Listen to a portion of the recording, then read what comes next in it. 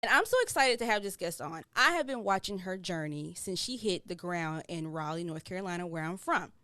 And so when she came in and I saw her, I was like, oh, excuse my language, oh shit, who is this? She's recognizable. I've seen her before. And then when I met her in person, she was even more lit. Welcome to my show, Autumn Joi. Hey girl, that was such a good intro. I'm gonna have to use that. Yes, I got the roadcaster. I give applause to all my guests now. I'm learning the hotkeys and everything. But yes, welcome. Man, I've been waiting to have you on for a while, actually. Here I am. I'm Yes, ready. you here now. You it's perfect timing. What they say, all in God's timing, not your timing. Amen. All right, so we not even going to play no games. We're gonna jump right into it. Let's go ahead and talk about your radio journey because it's a Mhm. lot more relatable than people would think. What a lot of people don't know is I started my radio journey in 2001. So yeah, I had a full track scholarship down to Bethune-Cookman. And of course, when I got there, I discovered boys, and it went from going to track practice to going to my boyfriends, or whatever. So I ended up losing partial half of my scholarship. So my parents were like, "Look, we didn't send you to Daytona Beach to like be down there messing around. So come home." So I was home for a year, depressed, working a regular job. I was like 19. I didn't know what direction I wanted to go in. So I'm driving down the street one day and I heard a commercial come over the radio for interns. So I was like, oh, you know what? I've always loved radio since I was young. So I was like, you know what? Let me see what this is about. So I went to the station, and the other people that were sitting in the lobby had on like blazers. The girls had on pencil skirts. And here comes Autumn Joy with jeans, thigh-high boots that were like tan, the stiletto, like a fur coat with my purse. And I'm just like, oh snap. This might be a little too much. So I honestly just didn't think I was going to get it. I was like, yeah, nah, I'm good. So I went for the interview, but the girls that interviewed me fell in love with me. Like they really liked me. Shout out to my girls, Sarah, Connor, Majima Pritchett. But yeah, so they were telling me that I was going to be an intern on the programming side. And again, not knowing radio terminology, I'm like, oh, cool. What's that? Oh, we're going to put you with Donnie Simpson. I was like, Donnie Simpson?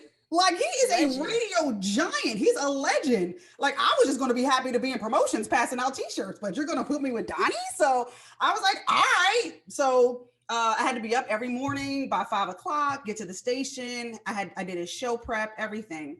And that was the year that American Idol, I think it was like Justin Guarini and Kelly Clarkson. That was the year that they won. So, girl, I'm old. I'm a dinosaur. But yeah, so he was like, Autumn, do you watch American Idol? I was like, yeah. He was like, all right, when you come in the morning, let's do like a recap. So I'm like, all right, bet. So I'm thinking he meant like me type something up, write some notes, something that he could read. No, girl.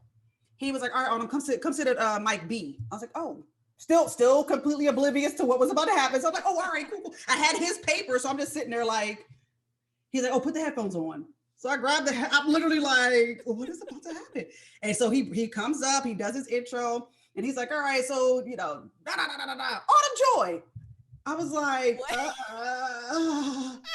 but it was in that moment when I heard myself talk in HD in the headphones, I was like, oh. You fell in love with it. I fell in love with my voice. I said, ooh, girl, you sound good. So that was the moment where I realized, like, you know what? I could talk on the radio. I could do this. And I haven't looked back since. And after that, I got an internship in Miami at 99 Jams. I was down there. Shout out to Shelby Russian. She was doing midday, so I got to intern under her. And that's where I met Derek Baker. And when I was there, that was when DJ Khaled still had his show at nights. And DJ Khaled went on vacation. So Derek let me fill in with him on DJ Khaled's show. And so I'm there doing my thing. People started calling in like, yo, who is that? She sounds so good. The DJ, the popular DJ, he's the DJ for Miami Heat. His name is escaping me right now, but he gave me kudos on air. So I knew like, oh snap, this is about to be lit. So that was just the beginning. And then I got overnights at WKYS. I was there for a while. I did a stint in Delaware. I moved to New York. I lived in New York for a Wow. little over a year. Yeah, I was working with thisis50.com. I had my own show on their website. I was on Shade 45 with the Gomez brothers. I co-hosted with 50 Cent a few times, so Wow. yeah, girl, I've been doing this for a little while. So, but then of course, like everything, I hit like a brick road, like, sorry, brick wall. And all of my radio dreams just literally stopped. So after I moved back from New York down back home to Maryland, Mm-hmm. I didn't have any radio opportunities that were opening up. So I had to get a regular job. I worked at Enterprise Rent a Car. I was doing the enterprise thing. And you know how hard it is to be checking somebody into their car and they're like, you have such a good voice. You should be on the radio. And I'm just Oh like, my God, that's thank you so annoying. much. Here's your receipt. Like, Right. thanks for saying that. Like, I know, but those were the moments that, of course, that humbled me, but it also made me work harder. Mm. And so that's when I launched my internet radio show, Star Power Radio. And I utilized like how you're doing, reaching across the aisle, people that I know in real life, like, hey, can you come on my show? So I got like Kevin Durant, Drea from Basketball Wives back Wow. then, Right. Wale, yeah, Shy Glizzy, Fat Trell, so all of these people, because I had personal relationships with them, Mm-hmm. they would come on my show and just show me love. And so my internet show really, it did well for it to be an internet radio show. So from there, I decided, I was like, you know what? Let me spruce up my air check. Let me just send it out and see if Mm. anybody bites. It was like a Tuesday at 2:48 p.m. Just a random day. So I did the air check. I sent it out to every PD that I knew, and nobody responded back. Nobody even said, "Oh, thank you for this." But again, we've all been there. Right. The only PD that responded back is Al Payne, and he was the one, because when I worked at KYS, he was the PD for a little while, and he remembered me and always liked my voice. So when he responded back, he was like, "Hey, Autumn, you're still doing radio?" I was like, "Yeah, I'm still around." And he was the one that opened the door back up for me into radio. And Wow. so I got 10 p.m. to 2 a.m. at 92Q in Baltimore. And so that's how I got back into radio, thanks to Al Payne. And from that opportunity, middays in Raleigh opened up, and Derek Baker was the PD in Raleigh. So remember my internship in Miami. So Right. those relationships are so important, to just keep fostering those relationships and to always just be a good person, because people remember that. Mm-hmm. And so when Derek Baker hit me up for the opportunity, I was actually a property manager at the time, just a Wow. regular 9 to 5. I was doing radio part-time at 92Q. So I was doing 10 p.m. to 2 a.m. and then had my full-time job from 8 until 5. So it was like that for a while. But girl, I was like, I'm back in radio. I'll Right. make this thing work. I'll figure it out. I packed my son up, had him in the studio with me. Like, I just made sure it worked. And so when the opportunity at K975 came open, I mean, yeah, it was like a $30,000 pay cut, but the opportunity to be back full time on radio was Mm-hmm. really what I desired and I wanted.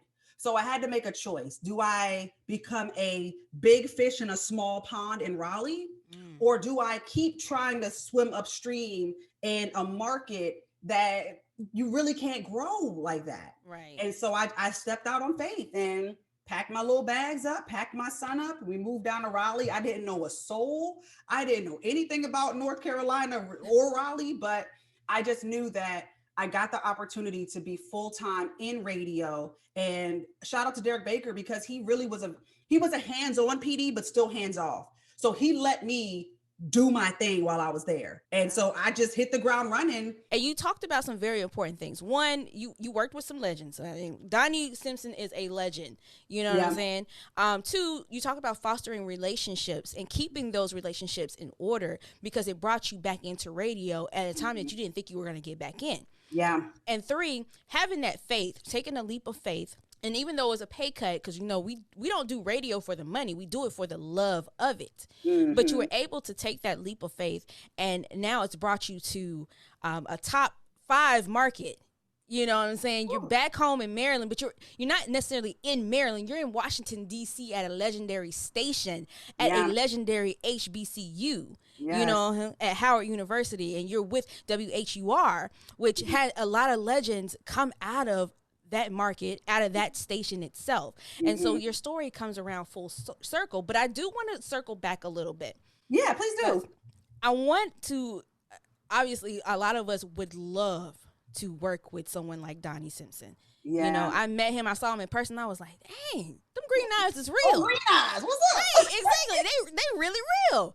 How was it working with him? watching Donnie work and his work ethic and understanding the way that he opened his brakes, the way that he thought about what he was going to say, even like his interview style, I paid attention to.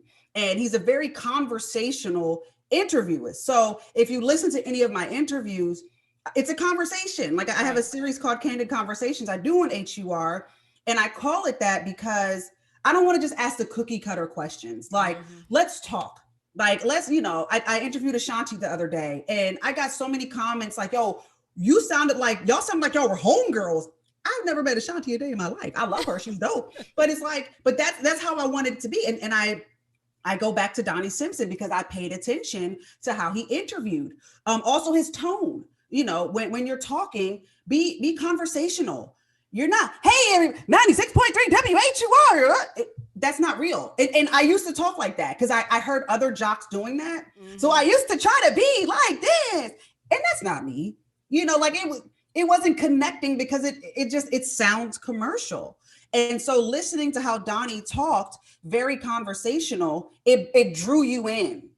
It made you want to listen. It made you feel like when he was talking as you're driving, you're conversing back with him, like, yeah, no. And that's how you want your listeners to feel. You want them to feel like they're having a conversation with you. And so those were the key points that I took away, and just how to be gracious.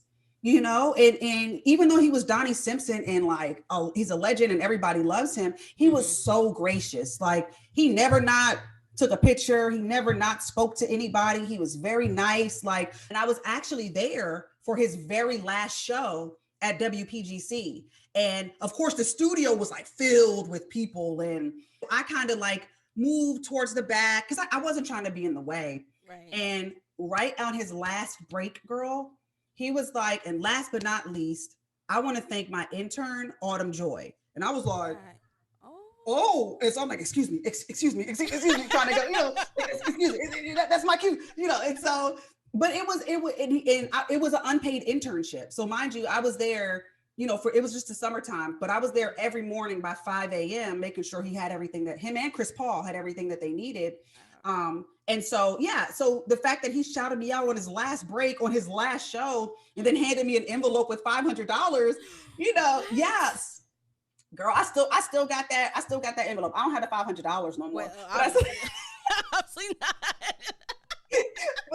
but yeah, girl, I should have brought it up here. But yeah, so I think that having the opportunity to be under a legend as my first gig, I mean, at the time, you don't really realize how big of a deal it is. But yeah, as I've progressed, I'm just like, thank God, he ordered my steps and put me in situations and put me exactly where I needed to be. Because even though I couldn't see HUR right now, my dream job, finally getting paid my worth, right, he put me in those situations to prepare me for that.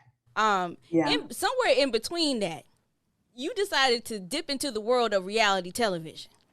I did. Autumn was on season 3 of Flavor of Love, and her name on there was Seasons. Yeah, girl. Flavor of Love, man. How did you even end up on this show? Like, what made you want to do it? So I was like everybody else early on, like with season 1, glued in, must see TV. I loved hoops. I was rooting for hoops. Season 2, glued in. New York, of course, was the villain, but she's still made for good TV.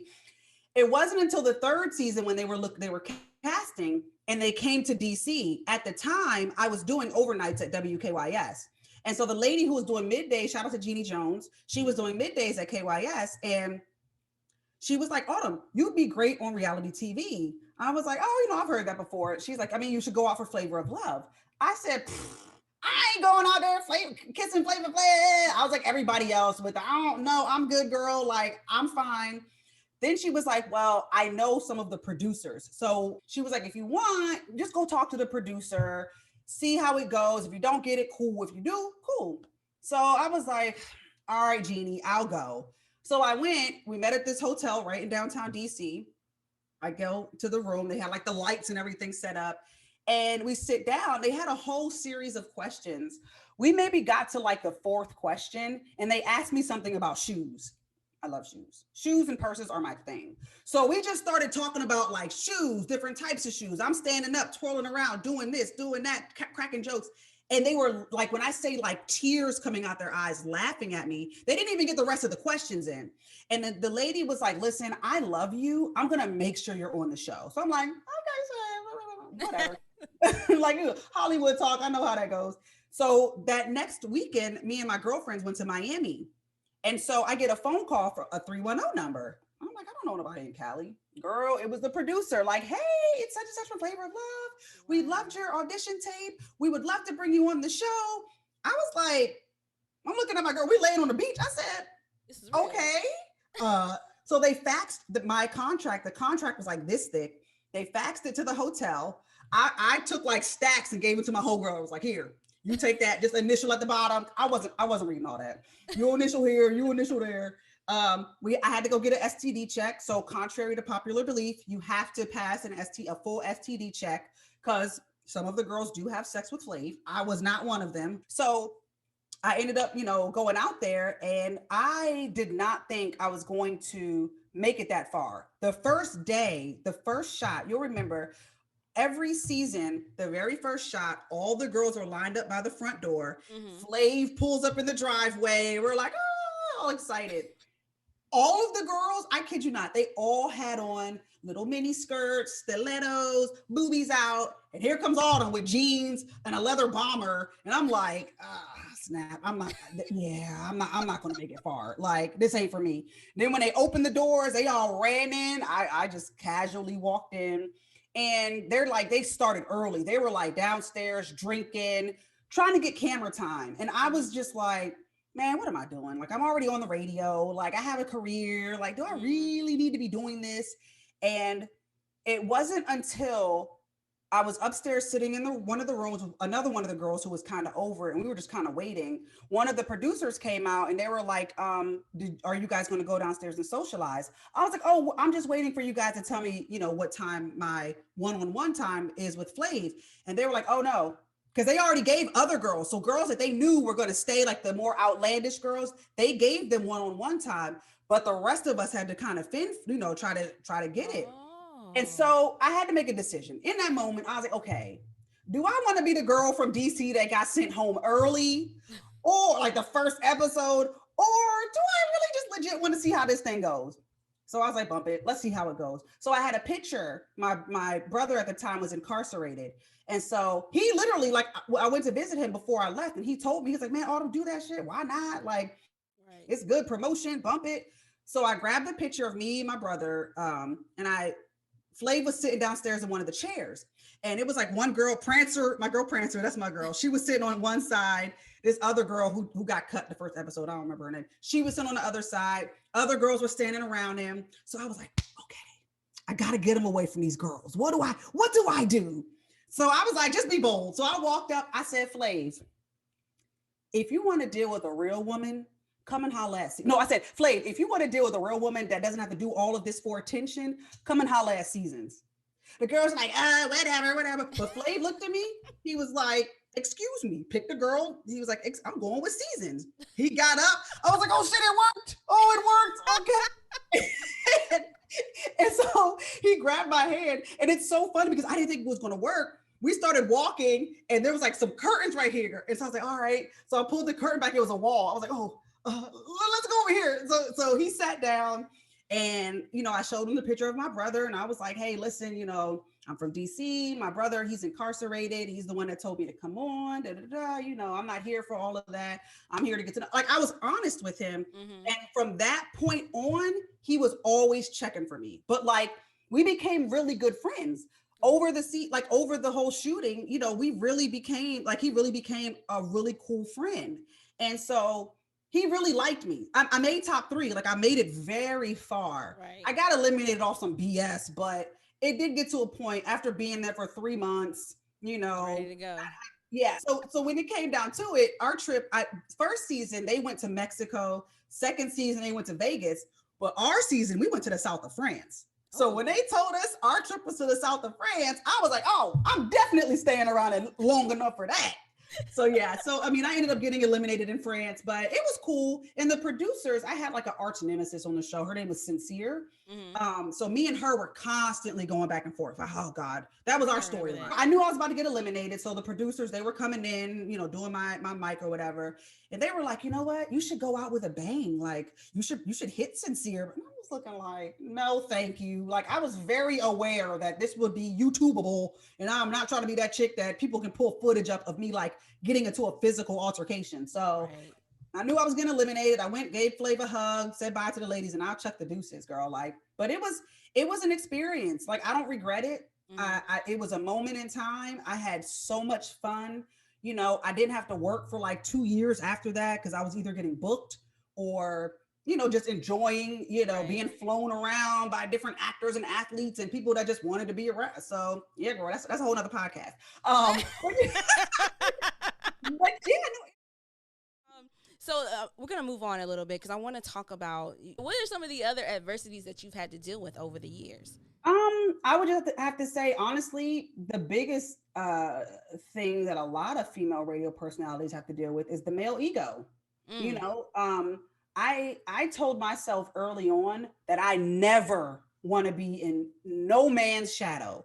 I don't want to be nobody's sidekick on a morning show. No shade to women that do that, Right. but for me, I just knew that my brand, Autumn Joy Live, was big enough in and of itself to where I could carry myself, and I didn't need to be the such and such show with Autumn Joy Live. Like, I never subscribed to that notion. Mm. But the male ego, just constantly like being overlooked or being looked at as like, you know, oh, she's young, she don't know, oh, she's, or getting hit on, or you know, saying stuff to you. And you know, within the urban radio industry, that's commonplace because Right. there's really no checks and balances for it. You know, if you go to HR, you're blackballed. If you know, so it's almost like you have to grin and bear it, and you have to, and it's like, you don't, if you stand up for yourself, then that person can become an asshole to you. So let's say he's like, oh man, damn, them titties looking nice in that shirt, Oh girl. no. If I respond with, yo, don't say that to me, I will, then I risk, you know, mind you, he's the star of the station. Mm-hmm. He's the one that everybody loves. He can create any narrative that he wants and can completely blackball me from doing anything at the radio station. So if I respond that way, a way that he doesn't like, then I'm ostracized. If I'm too soft, then he feels like he can do it again, and I'm not. So it's a very weird kind of a space as especially an attractive female, because Mm-hmm. yes, I've been able to use what I've got to Right. you know And get there's nothing to, wrong with that. yeah, but I can tell you this, I've never ever had to sleep with anybody. I've never had to um I've never had to do anything sexual to get anything that I wanted. Mm. As a matter of fact, because I didn't do that, it took me 10 years to become an overnight sensation. So it's if you take that easy road, that person always has that dangling over top of you, Right. and it never really works out in the woman's favor because you'll always have that stigma of, oh, she f to get to where she is. Mm. You can, J.Belle, you can ask anybody in the industry. Autumn Joy Live has never had to do anything to get to where I am now. And it was hard. I Right. mean, when I was at satellite radio, I had a very well known person in the industry who is still very well known in the industry come at me. And because I rejected uh, like literally like pulled his junk out, and because I rejected that and walked away, I was not able to get the on-air position that I wanted at Shade 45. Like because I was a sidekick with the Gomez brothers, but they were looking at me to do, have an actual shift. And because I rejected his advances, I never got it. And that's why I left New York and came back to Maryland, because I got shut out. And that's when like the suicidal thoughts started to come into play, when I just didn't think I was good enough and I wasn't pretty enough, or maybe I should have just taken him up on his advances. I wouldn't be back home. And and it's hard. It's hard because you do all of this hard work, you're talented, and your career gets derailed because you decline a sexual advance from a pig. And so again, and that's why I empathize with women.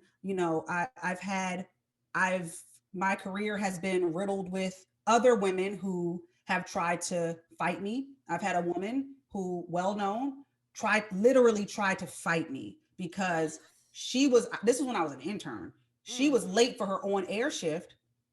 I was there passing out t-shirts at the event, standing next to the PD at the time. The girl was late. We had to interview artists. They were scrambling. The PD grabbed me and was like, Autumn, go. Here's the mic. Headphones. We're going up in 10. I'm like, oh. And I just turned it on. Interview went flawlessly, and it was good. And then when the girl got there, she looked at me as if I was trying to, yeah. And so like wanted to fight me. I've had, women badmouth me. And that's why now, J.Belle, I pride myself in making sure that I'm just a nice person, especially to young girls that are trying to get in the industry. There's enough space for all of us. Right. And anybody that reaches out to me or wants advice or wants to talk, I'm always available, because I didn't have that coming up. I didn't have a nice person to me coming up. I had to just figure it out on my own. So I told myself that when I got into a position of power, or a position where people looked at me as, a beacon or whatever, that I would never be that mean girl, because I remember how it made me feel. I remember crying, like, why are people like this towards me? But I had to understand that they didn't like the way I was able to move and how I had favor over my life. So it was more so they didn't like the favor that I was being shown. Right. And, I've gotten it from male PDs. I've gotten it from GMs. I've gotten it from I'm talking about, I could name names right now that your jaw would be on the ground. I had a situation where we were at a concert, and there was a very big wig that was in town, and my PD, our online editor, one of the other on-air personalities, and my homegirl that I invited. And we were all standing in like the corridor, just waiting, for the concert to start. And I looked at the big wig dude. I was like, welcome. How long are you in town for? He said, I was like, okay, cool. I said, are you planning on going out anywhere? Girl, I kid you not. In front of everybody. He was like, I mean, why? Did you want to come back to my hotel room with me? I looked at my PD, turned around and walked away. I guess he didn't want to. He wouldn't get involved in it. That's crazy. I looked at my online editor. She was like, oh.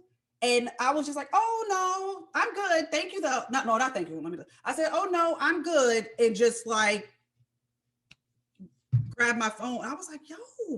That's out of pocket. That just goes to show you how the culture in urban radio can be. And it's like, and these people, they get promoted. They get accolades slapped on the back. Like they're the biggest. It's just hard. It's hard. It's hard. I'm glad that you told that story. And I'm glad that you're very open about that, because I was talking about this with another guest, that we don't talk enough about depression and anxiety in our industry, because we're so engulfed in it. It becomes us. That's who we are. And so when it's taken from us, or our life has to change around it, where we're not doing the same thing anymore, it's really hard to look at anything else. Yeah. And so the stories that you're telling. I think that that's something that people need to hear, because we hear about all the glitz and the glory and the glamorous, and we try to make ourselves look like we're always happy doing this and that, but they don't understand or know what the story is behind it to get you to that point. Yeah. And it sucks that as a woman, that type of thing, that story that you just told about a bigwig, that's something that women have to deal with, not just in urban radio, but in the entertainment industry, period. Yeah. And they're scared to talk about it because of the fact that they're scared to get blackballed or blacklisted also, or have opportunities taken away from them. And so they keep quiet about it, and then it dives deeper into their soul, and then it takes them down a journey that they never thought they were going to go into. Yeah. And I think that we have to start holding these big wigs and these power players, men and women, accountable when things like that happen. Yeah. You know, otherwise the culture is never going to change. I'm gonna ask you this, because you talked about Karen Clark a little bit. You guys' dynamic too is rare in radio, especially when it comes to urban radio. Yeah. You know, not too many women are close like how you guys are. You know, Karen, she's an Aquarius like me. And so, yeah. So, if you're into like astrological signs, Aquarius women, we're very easygoing. We're very open-minded. You know, we're not hateful or spiteful people. And so Karen was very open and nice to me when I got there. And again, I approached the situation very open-minded because I didn't really know how people were going to be. And, you know, Karen has a very funny personality. And so coupled with me being crazy and outgoing, it just turned into a thing. And we respected each other's boundaries. Instead of like competing with each other, it was more of like fun. We made fun and just we had to see each other for 3 years, every single Monday through Friday, and sometimes on the weekend. So who wants to have friction with somebody for 3 years and your studio is right next door and you have to see each other? I needed that energy from Karen. Like I needed a woman, another female, because I'm not one of those people that's like, oh, I don't need female friends. No, I like having female friends, genuine female friends. And that's what Karen Clark was to me. And not just that, she knows everything, like super smart. So when it came down to like my contract negotiation, finding a lawyer, stuff about my son, where to get groceries, what's the best, like I would be like, you know what, let me go ask Karen. Let me ask Karen. Or if I needed like an opinion, she's again very smart. I'd pull her on my show, like, Karen, I got Karen Clark here, and we would just pull each other on each other's show. And so it was never a competition, you know, like even when like Asia would come in the studio, hey, we got Asia Sky, Asia, come say what's up. I never approach radio or look at radio as I'm the only chick in town. Right. I'm the only one that's here. I'm the only one. No, it's a collective effort. I don't own radio. I don't own this station, you know, and if I am as hugely popular as I am, yes, I'll use my platform so people know who you are as well. Like, hey, Asia's on this weekend. Asia, what you got going on? Oh, da, da, da, da. Hey, catch Karen Clark on. What does it matter at the end of the day? If you really, what does it really matter? You know, so you know, I appreciate Karen Clark, and you know, she is, like you said, definitely a rare jewel in the radio game, because you know, and I'm seeing it more now. I'm seeing more female unity now. But as you know, because you got to think, it's always only been one, maybe even two positions available on air at a radio station for a female. Right. Either you're the sidekick doing the gossip segment, or interjecting here and there on a morning show. Right. Maybe middays, you know, and that's it. Or maybe like a part-time weekend shift. So women for a very long time were catty to each other, because it's like, okay, I'm here. You look over, you see another girl kind of lurking, and you're just like, why is she here? Like, she's trying to come from my, and you know, and that's what I experienced. When I was coming in, I'm just excited to be in the room, but you're looking at me like I'm coming for your job. And it's like, no. So like I said, I told myself, as I could continue to grow in this industry, I never wanted to come off as that mean girl, or have a reputation for being a mean girl. And I love that because you also do a very fun event. I haven't got to go yet. Radio Run. Yay! Yeah. Yes. So I saw your first one that you did last year before COVID came over and took everything. But yeah, there you go. There you go. Promo. You put together this program to teach young women how to get into radio. And you have a certain method. What is that method? So it's called the prep method. I did all of this, like this whole manual I did from scratch. Like really sat down, locked myself in the library, turned on some classical music, and really just did it from everything from scratch. And so the acronym that we came up with was PREP: passion, realization, effort, planning, and preparation. And so with those key points, I of course bullet pointed them and then gave people real tangible advice on how to make it, not just in radio, but the entertainment industry, period. And so the idea, you know, and again, shout out to my boyfriend, Rich, you know, he was very instrumental in helping me really realize my full potential and really just like pushing me. Cause these were ideas that I had for like 2 years. And I was like, oh, I'll get around to it. And he was like, no, this is good. Let's put it, you know. And so, yeah. And I was like, you know what? Let me get serious about it. But then that component of doubting myself, and J.Belle, I still do this to this day. I know you're gonna be like, why? But I still have a doubting component where I'm like, okay, I got my manual, but is anybody gonna want to come and hear it from me? Like, do people even like me that much? Like, do they think I'm successful enough to really? And girl, that thing sold out. So, you know, it's for me, again, because I didn't have anybody helping me along my journey. Like outside of like Donnie Simpson, my very first gig, I didn't have like a mentor or anybody that I reached out to that could say, hey girl, this is what you do. I had to figure this out as I went along. And so I was like, you know what? I want to help people. I want to create a method. I want to create an event. I want to create something where it doesn't just tell people, keep on believing and you too can make it. Like, no. Yeah. What do I tangibly need to know and to do so that I can be successful in entertainment? And so, yeah, that's where Radio Run, you know, came from. And that's what birthed the whole, like literally, girl, it's a manual. Like, yeah, I seen it on your Instagram and you were like testing it and showing it out and then you have a whole video. And I've learned from the radio greats, like you have to pay attention to what these men that have dominated this radio game for so long, you have to watch what they do. So for me, radio is radio. It's my passion. It's my first love. But radio is the avenue that I'm just going to use to get me to that next level. Cause I'm trying to get to a whole nother tax bracket. I'm trying to get to the Tom Joyner level. I'm trying to get to the Ricky Smiley level. I want Autumn Joi Live to be up there. When you hear about radio greats and you hear names, I want Autumn Joi Live to be up there.